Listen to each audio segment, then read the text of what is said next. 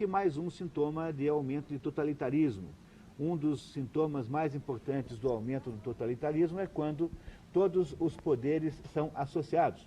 Não sei se os senhores também sabem, mas hoje na imprensa, ontem, se não me engano, um determinado membro do Partido Progressista, PP, imagino que seja progressista, entregou à CPI uma lista dos 22 parlamentares do PP que recebiam o mensalão, e entre eles está o seu Severino Cavalcante, o presidente da Câmara.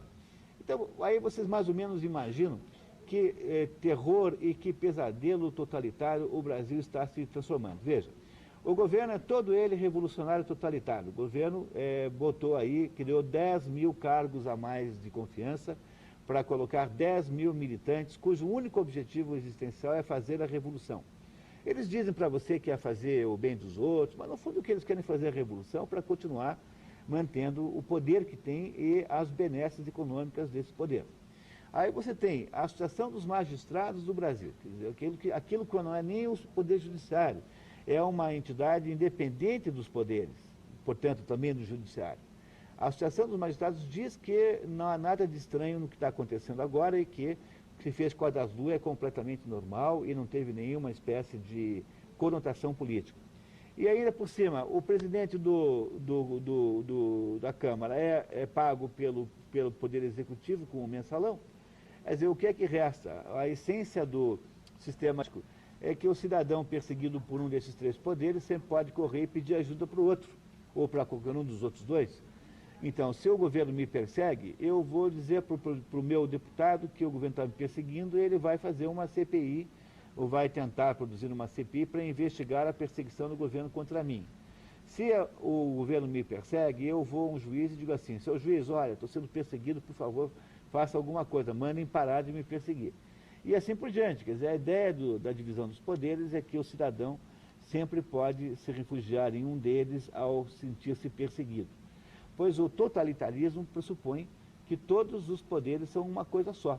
Ou seja, na hora em que todos são uma coisa só, então nós criamos uma sociedade completamente e totalmente autoritária, porque não é mais o autoritarismo que tinham os militares. Os militares nos amolavam e nós não queríamos mais que eles governassem o país, porque eles eram autoritários do mesmo modo que uma pessoa de idade é autoritária, do mesmo modo que os adolescentes pensam que os seus pais são autoritários quando não querem que eles passem 3 dias numa rave consumindo drogas. Então, um adolescente, ao ser proibido de fazer isso ou aquilo, acha que o pai e a mãe é autoritário.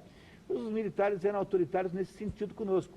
Agora, essa gente não é autoritária, ela é uma gente totalitária. A ideia fundamental aí é produzir uma sociedade sem possibilidade de diversidade política, uma sociedade monolítica em que todos os poderes estão concentrados numa espécie de único mecanismo central, e eles só se manifestam conforme as suas especificidades operacionais, mas na prática eles são completamente equivalentes. Então... Eu entendi, Silvonei, Guaíra, ele disse que não vejo você defender o povo e as elites. Por quê? Ah, meu Deus, eu estou defendendo a elite, a elite no Brasil é quem está aí no poder. Quer dizer, pode haver maior elite do que um grupo de pessoas, 20 mil militantes que tem um dinheiro à sua disposição, que é alguma coisa, não é 40 e poucos por cento, porque isso é a carga tributária total, né? Mas certamente é 20 e algumas coisas por cento do dinheiro dos brasileiros. Haverá maior elite do que essa, que se acha no direito de fazer o que bem entende, apesar de tudo. Ou seja, o que acontece na cabeça desses militantes do PT é que eles se consideram uma elite tão extraordinária, tão acima do bem e do mal, que eles acham que... Você não percebeu uma coisa impressionante? Veja, a ingenuidade com que eles têm promovido esses roubos é tão extraordinária, me lembra um filme havia um filme italiano, cujo nome agora eu acho que é uma pessoa acima de qualquer suspeita, que é a história de um comissário de polícia que comete um crime e ele sai investigando o próprio crime que ele mesmo cometeu. Aí o problema é que ele fica o tempo todo dizendo para as pessoas que estão em volta, aqueles policiais, ele fica o tempo todo dando sugestões claras de que ele é o verdadeiro criminoso, mas as pessoas não acreditam. Então o Brasil esteve nessa situação até há alguns dias, porque é preciso que vocês saibam que essas denúncias contra o PT não são novas, mas o problema é que não havia um clima de prestar atenção, quer dizer, os brasileiros não prestavam atenção. O que nós temos aqui hoje? Nós temos uma elite política que acha-se aí no poder para sempre. Eles acreditam que eles têm uma espécie de direito sagrado de roubar os outros. Eles acham que é uma espécie de direito moral, mais ou menos como o Bush faz, e achar que ele tem o direito de invadir qualquer país e matar quem ele quiser em nome de uma pretensa religiosidade que ele se diz portador.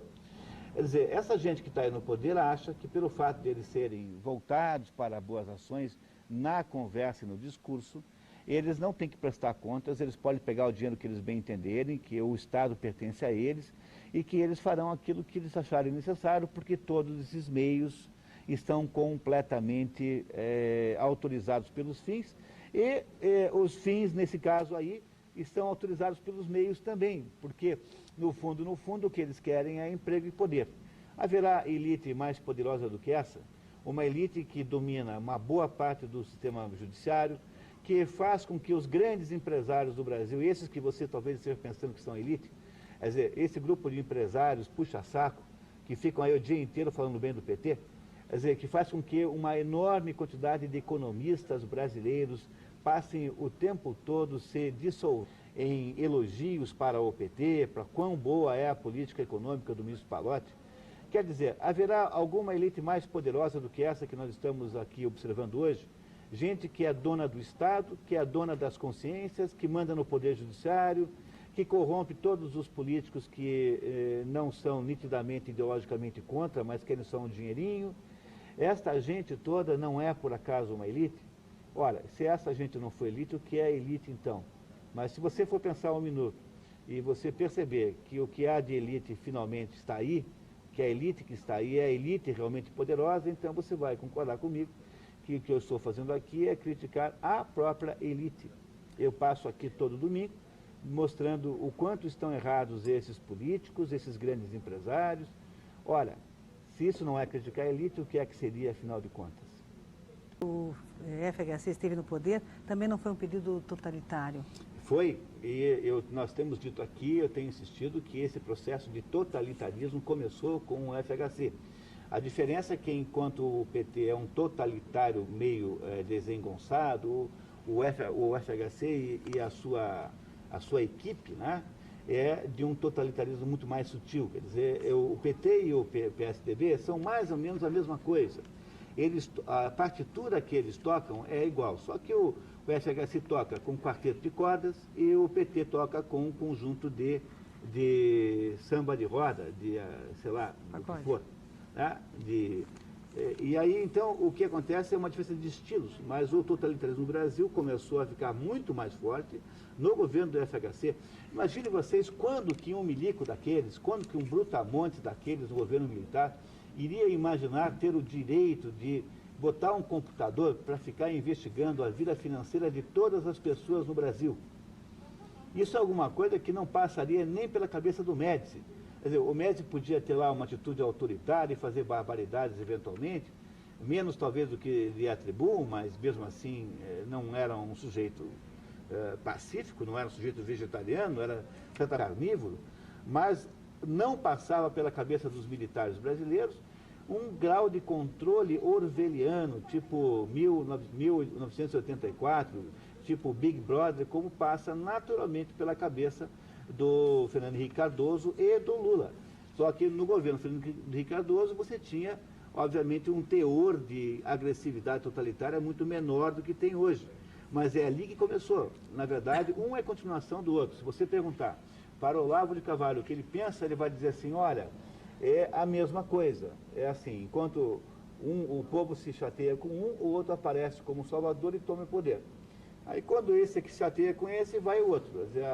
A ideia que o professor Olavo de Carvalho tem dito aqui no programa é que o PSDB e o PT são, na verdade, a mesma coisa, há apenas uma espécie de escolha falsa entre os dois, para que não pareça que um é inimigo do outro. Parecendo que um é inimigo do outro, então há uma escolha, na verdade, falsa entre um e outro. Mas você tem toda a razão. o totalitarismo conceitual como filosofia de existência social começa no governo FHC. A participação do Osnei do Beraba, Munir, ele disse, por que não se fala da corrupção que acontece nos outros partidos diferentes do PT? Concordo com a opinião do outro telespectador que disse que o Munir está somente a favor da elite. Assim o programa está perdendo qualidade. Ah, meu Deus.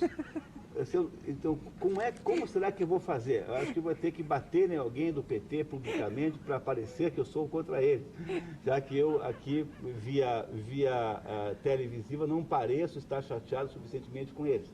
Quer dizer, olha, deixa eu contar uma coisa para você. Olha, era um bom momento de você desembarcar de uma bobagem, de uma ilusão que devem ter ensinado para você na universidade, por aí. O que você pensa que é elite, o que você pensa que manda no mundo, você acha que quem manda no mundo são os endinheirados. Os brasileiros acham isso de modo geral. Que quem manda no mundo são os endinheirados, e essa gente faz uma espécie de conspiração para botar lá o Lula, parecer que não são eles, e que eles continuam cuidando daquelas cordinhas da marionete. Pois saiba que você está completamente iludido. Quem manda nas coisas, na última análise, são aqueles formadores de opinião. Então, você não vai encontrar nenhuma outra elite tão poderosa quanto essa que está aí no poder. E a razão pela qual eu não bato nos outros partidos é porque os outros partidos não são os partidos que estão no poder e não são aqueles sujeitos que enganaram as pessoas todas aqui na maior votação da história de todos os países, dizendo que eles representavam a moralidade pública. Ora, eu estou apenas fazendo você lembrar que as vestais essas vestais se diziam completamente puras, já conseguiram aparentemente roubar 3 vezes mais do que o Collor. Então é com isso que você devia estar preocupado. E não com o PFL. O PFL tem defeitos, mas claro que tem. Se o PFL pregar uma mentira desse tamanho e for para o poder e tornar-se totalitário, pode ter certeza que eu vou estar aqui brigando com o PFL também. Nesse momento